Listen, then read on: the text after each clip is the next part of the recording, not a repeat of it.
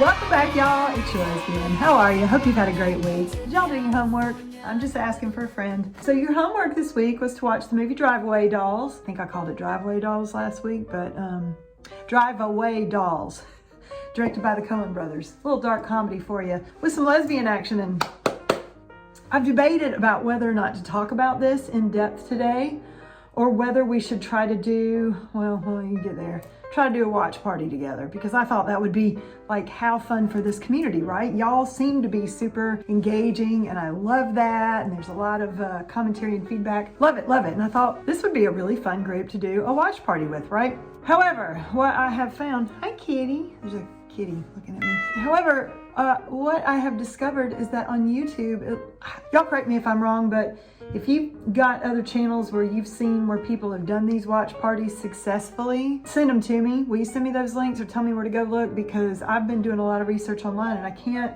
seem to find it. YouTube does give you the option. We can all pay for a film and watch it together on there, and then, but you can't see me. It's just, you see the screen and then there's just a chat screen going along the side the whole time, which could be okay. That could be all right. We could do that. We could try that. I was hoping, I've seen people do this before, where the host gets to still like speak to camera and stop and chat a little bit and give y'all a little bit of stupid commentary. I don't know.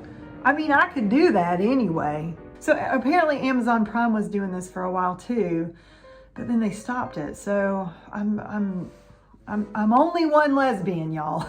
And I am fairly technically minded, so I think I can figure it out. But worst case scenario, and this is kind of weird, but y'all are used to that if you're still here, okay? Let's be real.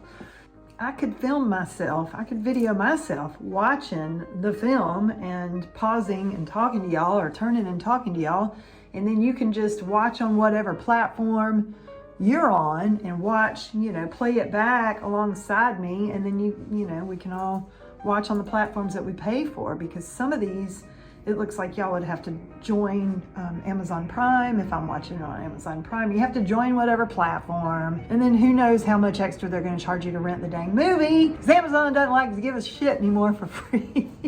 Y'all let me know if that's anything you would be remotely interested in, and if so, I will dive in a little bit deeper. Back to the film. Driveaway Dolls this week, y'all. I really liked it. I thought it was interesting. I thought it was quirky as heck, which we knew we were going to kind of get that with Coen brothers, right?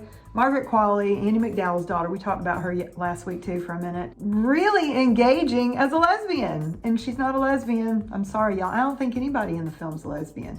Good God, Ethel, I stand corrected. So turns out Tricia Cooke, the writer with Ethan Coen, is a big lesbian. Yay, Tricia Cooke. And Beanie Feldstein is queer. So this is what happens, y'all, when you don't do your research before the podcast. Apologies. Back to the program.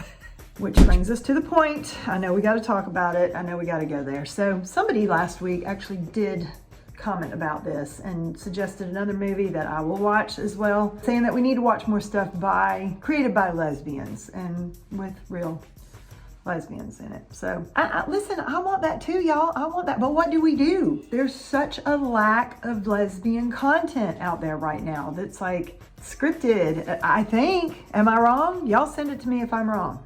I could be. Thank God, the lesbian music scene is doing quite well. Now we just need, scripted content to kind of catch up with the rest of the world. I am a lesbian screenwriter, y'all, and I'm putting lesbian content into the world. I'm trying. I will let y'all will be the first to know, maybe the fourth to know, but you'll know if something gets bought and I can put it out into the world, because good Lord, we need it. So anyway, this film, not directed by lesbians. I don't want to say too much about it, because if you'd like to do a little watch along, then we could do that, because this would be a fun movie to do it with. It's so effing quirky that it could be funny. There's some parts in it that I'm not sure I agree with as a lesbian or as a woman. I'm just being honest. I have a little bit of problem at this point in my life and career with films that have actresses be nude. There, I said it. I'm a big prude, y'all. I'm a big prude. I just feel like, it's one of the things I really respected about Phoebe Waller-Bridge when she did Killing Eve. And she's said, she's had interviews where she said, I will never make an actress take off her clothes for one of my shows because, why do we need to? Killing Eve was one of the most, like from a sexual point of view, the tension in their relationship had me on the edge of my seat. Nobody took any clothes off, just saying. So when it's gratuitous, the first thing I always do is I go and I look up who the writers were. In this case, like I said, I need to do my homework real quick, y'all, but I'm filming through my phone, so how am I gonna do that? The acting is really fun. Margaret Qualley plays a super fun little lesbian, y'all. She is, she's got this really interesting accent. And I watched an interview with her and she said she was going for a bit of a Tommy Lee Jones vibe and she very successfully pulled it off. And it's also very Southern. So I think, just look at it as fun. It's just a fun romp and the cinematography I think is so fun. I've seen a few comments online where people said it's too distracting. I like a little artsy cinematography when it's done in the right way. Again, I don't want to give too much away because I want y'all to watch it, but there are certain moments where I feel like the things that the camera shifts to and focuses on just causes you to sort of be in the scene with them a little bit more. Like there's a scene where they're, there's in bed, y'all.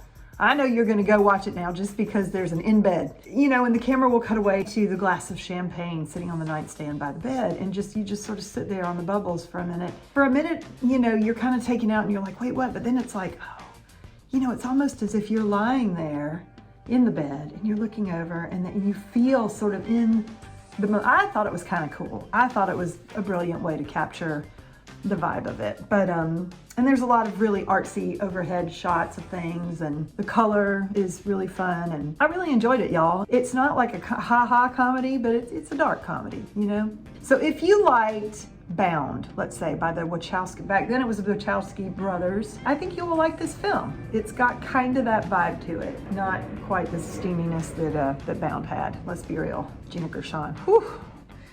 Moving on. All right, y'all.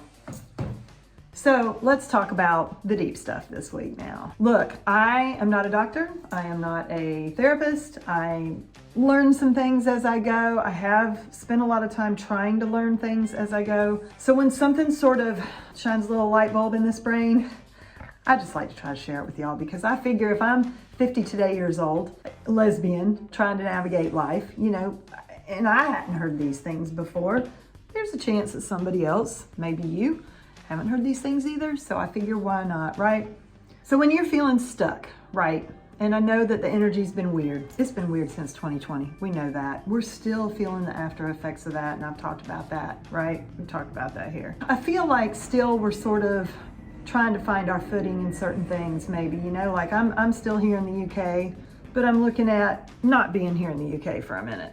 There's irons in the fire for a lot of things. And some of the things are here in the UK, some of them are in the States. My life right now feels like it's just not my own. I feel like I'm on this ride that I'm trying to just bob and weave, y'all, just bob and weave and navigate as best I can until some real answers land about things. So it's been, honest to God, one of the most uncomfortable times of my life. If this is the definition of uncomfortable, y'all know how sorry you can feel for me, right? You don't need to. But what I'm saying is, I'm blessed to be staying in a friend's house right now while I'm figuring it out. But the reality is, I'm used to having some answers. I'm used to control. There's the word. That's the one. Control, y'all.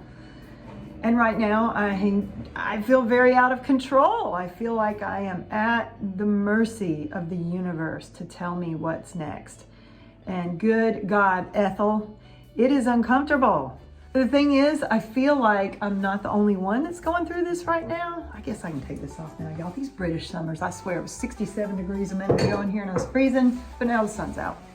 Thanks for putting up with me. I don't think that I'm the only one going through this because of the people that I've been talking to just around me. I know there's a lot of people in this crazy upheaval right now, and I think that's by design. I do. We've gone through the Great Reset. I don't think it's over yet, y'all. I think there's more coming. But, you know, we're going to get through it as best we can, right? And I think that a way to do that is to have some tools in our emotional toolbox, right? So when these things come, we know how to deal with them. So we've talked a lot about dating, and that certainly all ties in with this too, right? Dating for sure right now is one of those things that, I mean, I don't know what's coming. I am dating. You know, I don't know. It's just hard to tell. And depending on what happens with these projects, I mean, I might get yanked away to another country. Here's what I learned this week, y'all, and it made me so happy. It instantly made me feel more settled in myself, right? Whether I have control or not. It gives that feeling, and I think it starts the energy a little bit more in the direction you want. So, big aha moment I learned this week. When you're starting to feel lack of control is to just start planning in the direction of what you want. That's it. That's it. Just start planning. Write it down. Start going into the details of that thing that you really want to do that makes you happy. Because whether it's here or not yet, your brain might not know the difference in the way it feels. You know what I mean? So that can give your little body and mind a break emotionally, and you can rest in that a bit. Now, y'all know I go a little bit further than this, and I'm into all the woo-woo and all the astrology and all the things. And I think that this is really important for us to stay positive, right? Because here's the other thing I learned. There is this thing called the Job effect.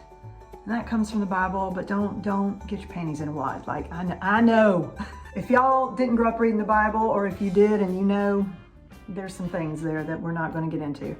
The Job effect. Job was a man in the Bible who was put under, y'all, I want to say 40 days and 40 nights, but that was freaking Moses, Noah, one of them.